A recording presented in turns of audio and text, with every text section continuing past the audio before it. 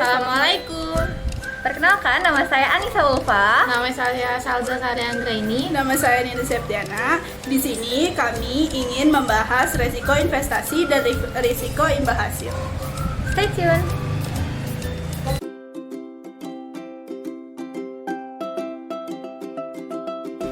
Yang pertama itu ada resiko investasi. Resiko investasi adalah resiko akibat bank ikut menanggung kerugian usaha nasabah yang dibiayai dalam pembiayaan bagi hasil berbasis profit dan loss sharing. Yang selanjutnya itu ada resiko investasi, yaitu resiko yang muncul dari kontrak kerjasama partisipasi modal dalam pembiayaan atau kegiatan bisnis di mana bank ikut menanggung resiko. Resiko ini timbul apabila bank memberikan pembiayaan berbasis bagi hasil kepada nasabah di mana bank ikut menanggung resiko atas kerugian usaha nasabah yang dibiayai. Dalam hal ini perhitungan bagi hasil tidak hanya didasarkan atas jumlah pendapatan atau penjualan yang diperoleh nasabah, namun dihitung dari keuntungan usaha yang dihasilkan nasabah. Apabila usaha nasabah mengalami kebangkrutan, maka jumlah pokok pembiayaan yang diberikan bank kepada nasabah tidak akan diperoleh kembali.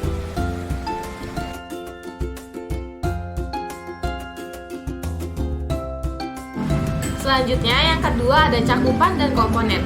Yang pertama itu resiko investasi terkait dengan pembiayaan berbasis bagi hasil atau SIRKA. Yang kedua itu tidak termasuk investasi pada aset keuangan yang termasuk dalam resiko kredit dan risiko pasar.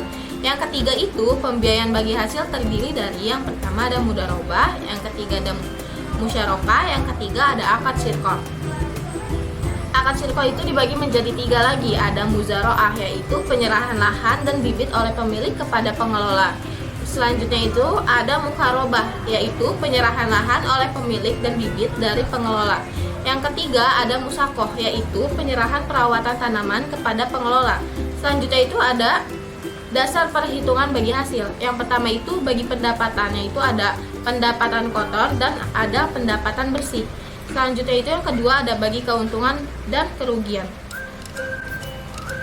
Dalam net revenue sharing dan PL sharing, komponen biaya yang akan dibebankan ke dalam bagi hasil harus ditetapkan dan disepakati kepada akad untuk menghindari moral hazard dari mudharab atau nasabah. Yang ketiga ada bank syariah menanggung kerugian dari pembiayaan bagi hasil kecuali yang pertama ada mudharib lalai dalam pengelola usahanya sesuai kriteria yang disepakati antar bank dan mudharib dalam akad. Yang kedua itu ada mudharib melanggar akad atau komponen yang disepakati dalam kontrak.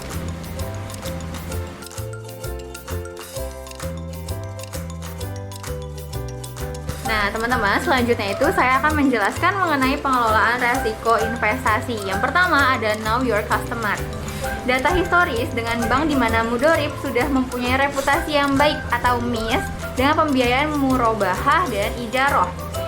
Selanjutnya itu ada analisis pembiayaan yang baik. Dan yang kedua, menghindari konsentrasi pembiayaan bagi hasil. Yang ketiga itu akad yang kuat dan jelas, menjamin posisi hukum bank, mencegah perselisihan atau dispute terkait komponen dalam kontrak terutama pada proses litigasi kasus BSF. Yang keempat itu monitoring yang ketat atau continue. Yang kelima, pencadangan penghapusan aktiva produktif PPAP. Cadangan kerugian. Yang terakhir yang keenam adalah jaminan atau kolateral.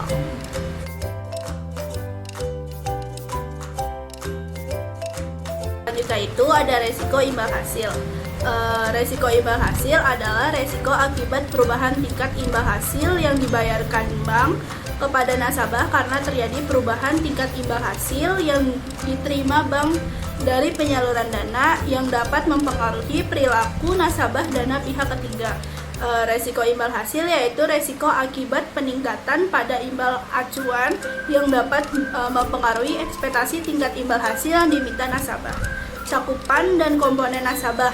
Ketika menempatkan dananya di bank syariah, nasabah ingin mendapatkan bagi hasil yang menarik dengan kriteria lebih baik dari bank syariah lain, lebih baik dari bank konvensional. Ketika bagi hasil sebuah bank syariah tersebut menurun, akan dapat menyebabkan nasabah memindahkan dananya ke bank syariah lain atau enggak ke bank konvensional. Ketika nasabah mulai memindahkan dananya keluar dari bank syariah karena faktor bagi hasil tersebut, maka bank syariah terpapar oleh resiko imbal hasil. Bila penarikan dana terjadi secara masif, maka bank syariah akan dapat terpapar oleh resiko lain. Antara lain yang pertama itu resiko likuiditas, bank gagal memenuhi kewajiban jangka pendek. Yang kedua itu resiko solvabilitas, bank gagal memenuhi kewajiban secara menyeluruh.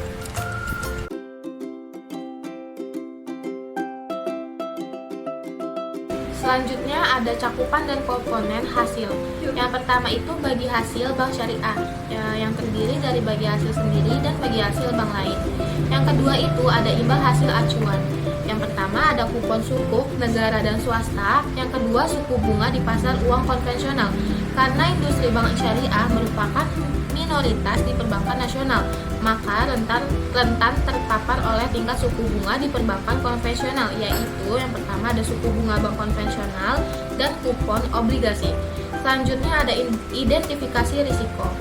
Naiknya suku bunga acuan akan meningkatkan ekspektasi nasabah bank syariah atas bagi hasil yang diberikan untuk menyesuaikan dengan kenaikan suku bunga acuan tersebut. Selanjutnya, dalam jangka panjang kondisi ini akan mempengaruhi permodalan bank dan akan menurunkan solvabilitas bank, resiko solvabilitas.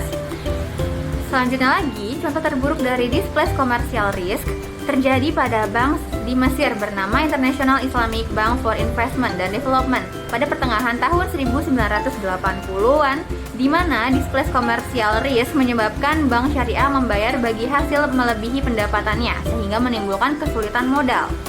Nah, pengertian selanjutnya adalah mengenai pengelolaan resiko. Pengelolaan resiko imbal hasil dilakukan dengan membuat imbal hasil bank syariah dapat diberikan dengan besaran yang stabil atau smoothing policy. Kedua, untuk melakukan hal tersebut, IFSB merekomendasikan pembentukan dan penggunaan dua cadangan dana. Yang pertama itu ada Profit Equalization Reserve atau PER. Yang kedua, Investment Risk Reserve atau IRR. Nah, penjelasan mengenai PER dan IRR itu adalah Profit Equalization Reserve itu atau PER adalah cadangan dana yang dibuat untuk menjaga kestabilan pembayaran imbal hasil syariah kepada nasabah pemegang rekening mudharabah. Dana PER dibentuk dari pendapatan kotor atau gross revenue bank syariah sebelum pembagian porsi bank dan nasabah. Dan yang kedua itu adalah pengertian dari Investment Risk Reserve atau IRR. Cadangan dana yang dibuat oleh melindungi pemegang rekening mudharabah dari resiko kerugian yang mungkin terjadi pada investasi pembiayaan bank syariah. Yang kedua itu, dana IRR dibentuk dari pendapatan bagi hasil yang menjadi porsi nasabah sebelum dibayarkan. Nah, gitu teman-teman penjelasan singkat mengenai tadi pembagian risiko imbal hasil dan risiko investasi. Kurang lebihnya mohon dimaafkan dari kami. Billahi fisabilil haq, fasabiqul khairat. Wassalamualaikum warahmatullahi wabarakatuh. Semoga bermanfaat ya.